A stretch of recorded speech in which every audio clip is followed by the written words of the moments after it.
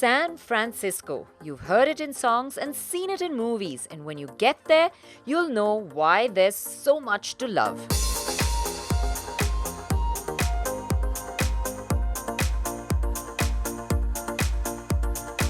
And what better place to begin the journey than the Californian city of San Francisco, with its great coastline, amazing Californian food, funky architecture, crazy driving slopes. Well, there's just so much to take in, and our journey begins right here.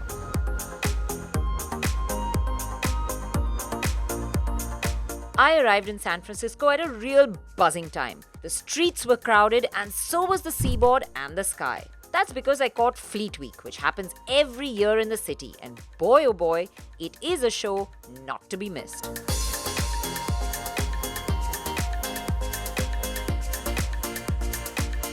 A great place to view the action is at the Fisherman's Wharf area.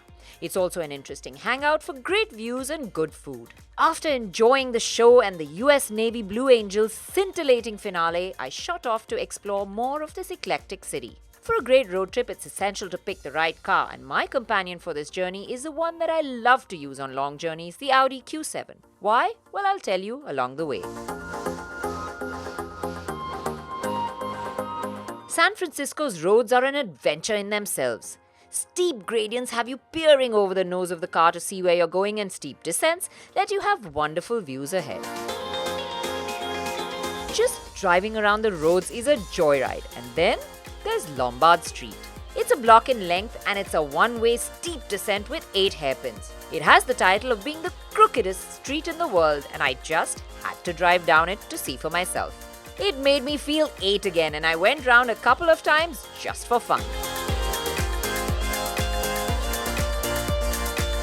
In all the excitement, I had forgotten about lunch, and I drove down to Ferry Building to catch a bite. The view from the parking lot of the Ferry Building is quite spectacular. And no, that's not the famous Golden Gate Bridge. In fact, that's Bay Bridge.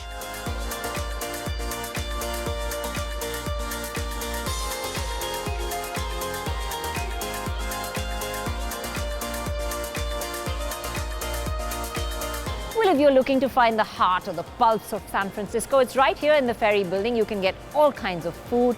You can get artisan cheese, bread, wine, and lots of curios and goodies for your house as well. Lots to shop, lots to look around. Lots of fun to have in this building, and it's on the pier, so it's a beautiful place to be in as well. One can easily spend an entire afternoon in Ferry Building. There are interesting stores, and the building itself is really beautiful. Interestingly, there's a statue of Gandhiji that's situated behind the building and was gifted to the city of San Francisco by the Gandhi Memorial International Foundation.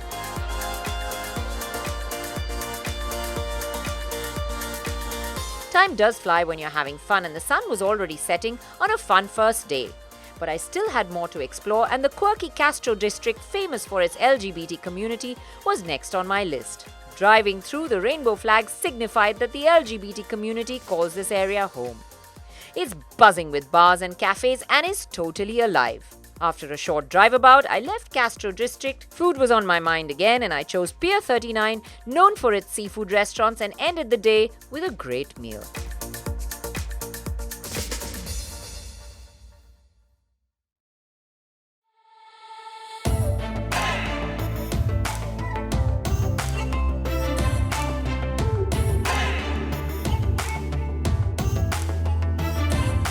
Of course, there's no trip complete to San Francisco without a journey over the Golden Gate Bridge, and that is exactly where we're at now. This bridge is really iconic, such a proud landmark for San Francisco.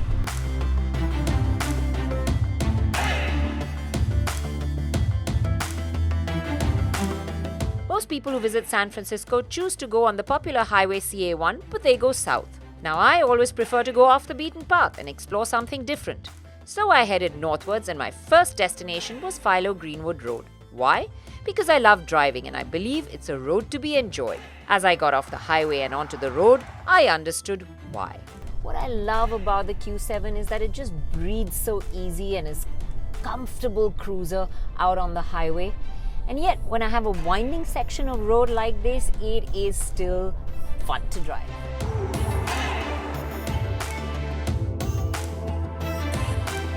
The road winds around till you get to the midst of some really dense forest.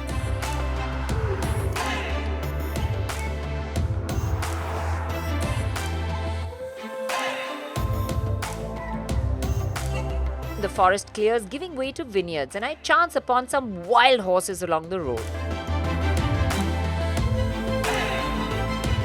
And just after that, the road opened on to the most spectacular view of the ocean as I hit Highway CA1.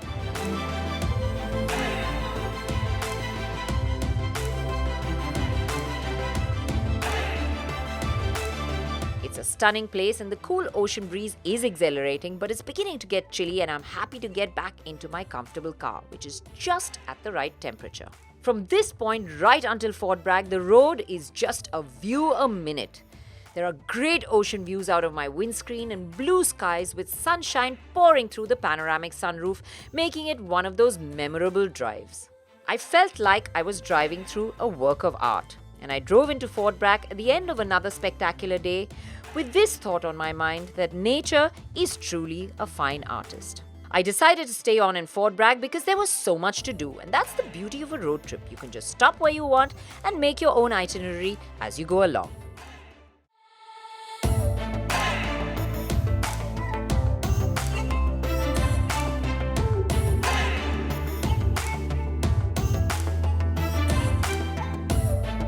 Driving down this CA1 is just absolute paradise around every corner. I mean, you get fantastic views of the ocean. Last night we stayed at Fort Bragg and this morning we've come down to Glass Beach, which is actually iconic in Mendocino, and for a reason. It was a garbage dump many years ago and they kind of cleared up all the metal and the rest of the waste was left behind, and the sea has done its wonders. In these rock pools that are formed over here, it kind of churns everything, tosses it up, and it comes back as little pieces of glass on this beach, which is why it's called Glass Beach. I'm off to find my little piece of glass.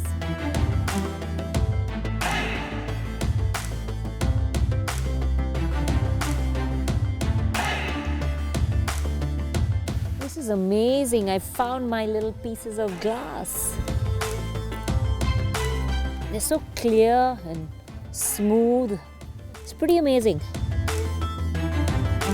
Trips like this remind us how caught up we get in the world we live and forget to stop and enjoy the beauty around us. And that's why it's important to take time off and hit the road every now and then. It's what keeps me going. The next stop on my agenda is the pretty Noyo Harbour. I sit by the water watching the seagulls and seals while eating a delectably fresh catch of seafood for lunch. There's another reason why this little town is popular, and it's because of the skunk train. It has the name because the engine that tugs the train is low and wide, making it look like a skunk. But more so because the fuel mixture used was so foul-smelling that you could smell the train before seeing it exactly like a skunk. Unfortunately, I can't ride the train, but the engineer lets me take a peek around the engine that's under repair. What a beauty it is, even in this state of disrepair. Well, can't ride the train on the train line, but there is something else I can do. It's called rail biking, and me and my crew decide to give it a shot because it just sounds like so much fun. And it is a ton of fun.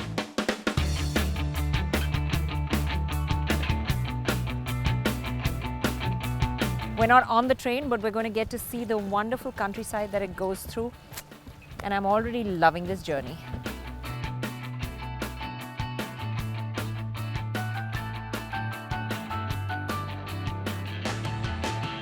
Cap off the day, I schedule a visit to the 47-acre botanical garden that's famous in Fort Bragg. And I'm mighty glad that I choose to put it on my list. Oh my god, I'm going to just let the visuals speak for themselves. Wow, this is absolutely fascinating. So this is a dahlia garden. It's part of the botanical gardens here at Fort Bragg, but it's amazing. It's like Wonderland. It's crazy.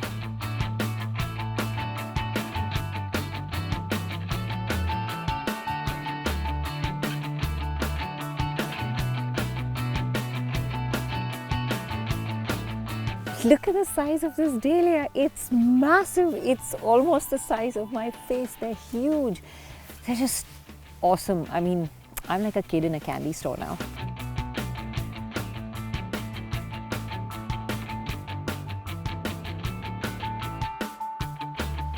It's a veritable riot of colors in here.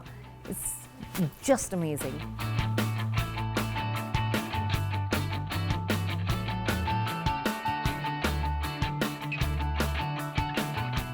Fort Bragg is beautiful, but I've heard that Mendocino is another place to head, and there's another unique thing that draws me there.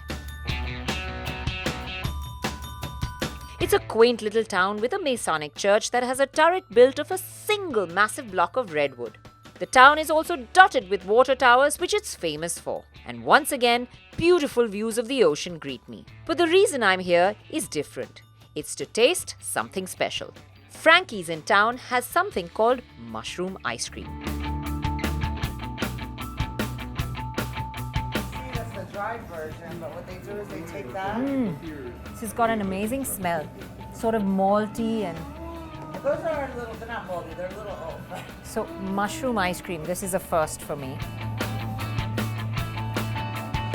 didn't tell you it was mushroom, you'd never know, right? I would not believe this. Not now, right? It's amazing. Yeah. And it's really tasty. Yum. That is delicious. Okay, I'm going to have one of those.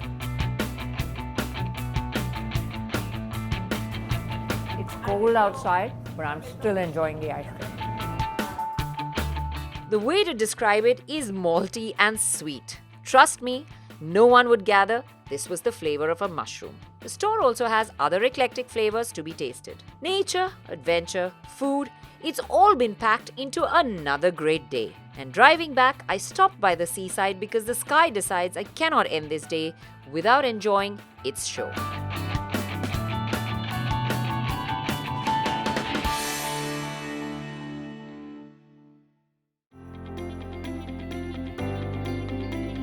Okay, pulled up our destination on the navigation. We're off to Eureka today to see the redwoods. I continue down the road that hugs the coastline, driving along through my own little painting. The sea has taken on a different nature. It's angrier and frothing and fuming around the rocks, swirling up into puffs of spray.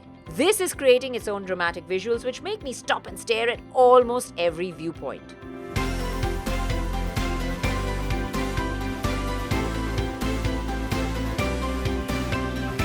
The Q7 needs a top-up, and this tiny gas station in Westport seems a fun place to stop. It makes me feel like I've stepped into an old western movie in this little town with its old world charm. By afternoon, I'm braking onto straighter highways with tall trees all around, back on US 101. I arrive at Auric at the quaint little Elk Meadows cabin where I've scheduled my stay.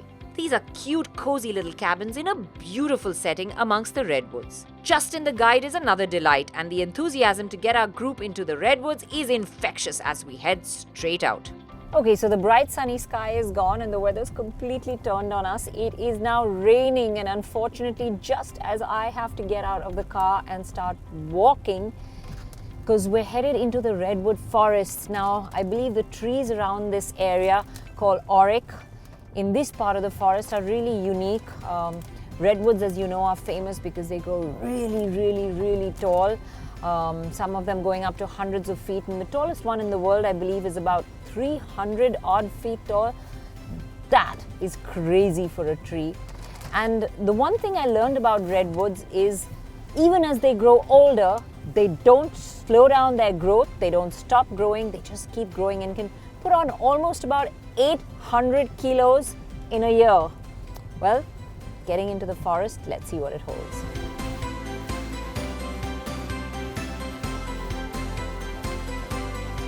Once we turn off the main highway and into the woods, I am awestruck, gobsmacked, jaw-dropping, kind of amazed.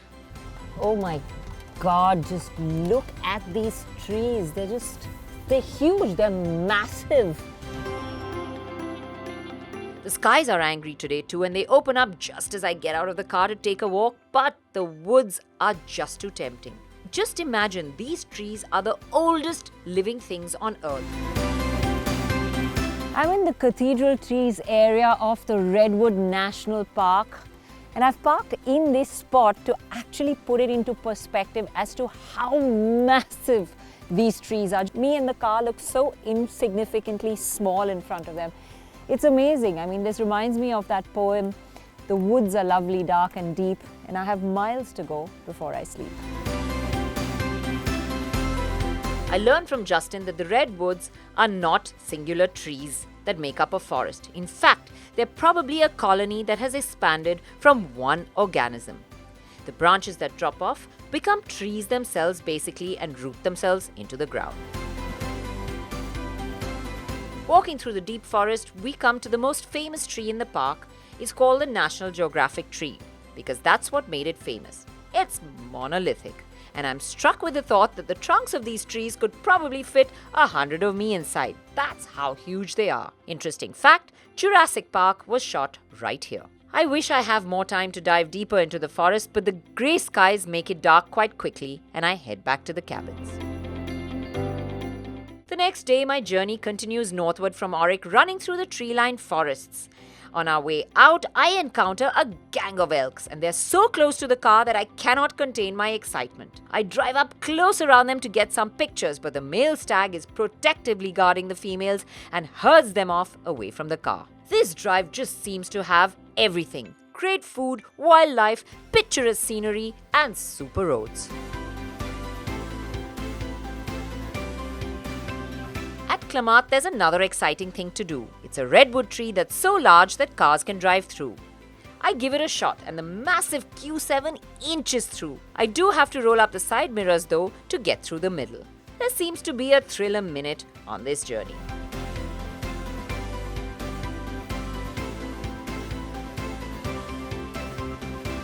A few kilometers further, the road breaks out onto the ocean and again it's just frothing at the mouth.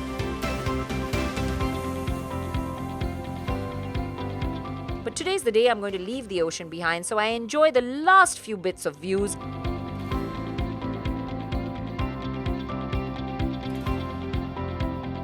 Just after the town of Crescent, you run along the coast for a bit and then you cross over into Oregon. So it's bye-bye California and hello Oregon for us. The skies are dark and the rain is incessant, but the beautiful tree-lined avenues with the colors of fall brighten up the day and keep me entertained. I also have an adventure activity lined up, and luckily as the road winds its way to Florence, the rain breaks. The Umpqua Basin makes this area like a desert, and the dunes are a popular playground for locals and tourists alike who come here for a spot of fun. The dune buggies are completely mad and so's our driver Sean. He's really ripping it.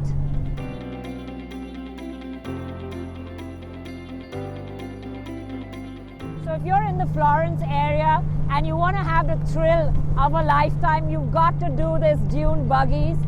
This is the sand from the Umpqua Basin and it is amazing fun. It's like a roller coaster ride of a lifetime. The buggy drive has left me with fine grains of sand all over me and my adrenaline pumping. After a good dusting off, I get in, connect my phone to the Apple CarPlay and get some driving songs rolling and hit the road again. Florence is a pretty little town with some fun souvenir shops and kites and wind wheels that brighten it up. The walk down to the harbour brings up a fabulous view of the old bridge that I had to cross to get over into town. The rain starts up and I dive back into my lovely, cozy and warm Q7. The seat heating works wonderfully well to get the chill out of my system and I head straight to Newport. The gorgeous colours of fall are vibrant and it seems like I'm driving through a pop art painting with the myriad of bright colours bursting all around me through my windscreen, my windows and the sunroof above me too, till the light dims and night falls as I drive into Newport. Newport is known for its fishing and a visit to Nye Beach and the harbour is a must. The oysters and crabs have to be eaten if you like seafood, but seeing them bunched up in a crate was really not something I liked. However, the harbour is still a delightful place because it's echoing with the sounds of sea lions who climb onto the rocks to get a spot of sun. Tamed by the barking lions, I take a couple of pictures, but the cold wind makes me want to run back. From Newport, I head on towards Portland. This is the last day of my drive and I'm already feeling a bit sad. Time really flies when you're having fun. Well, our wonderful week-long journey comes to an end as we get into Portland today, and I have to say it has been absolutely spectacular. Most people drive south from San Francisco on Highway 1, but I have to tell you, go northwards. This journey from California to Oregon is simply fabulous. There's a little bit of everything. I mean, you get nice buzzing cities, you get great coastline, you get nice highways, winding sections of road, woods, forests, little towns, so something for everyone. And even for the family, there's adventure along the way, great food. So it's a fabulous road trip to actually do. Now, when you do a road trip, what's the ideal thing you really need? Well, you need a great car that's you can pack in all your luggage, that's comfortable for the whole family, that's easy to drive, that has a great music system, and of course something that just makes those distances disappear. My Q7 has been the ideal companion.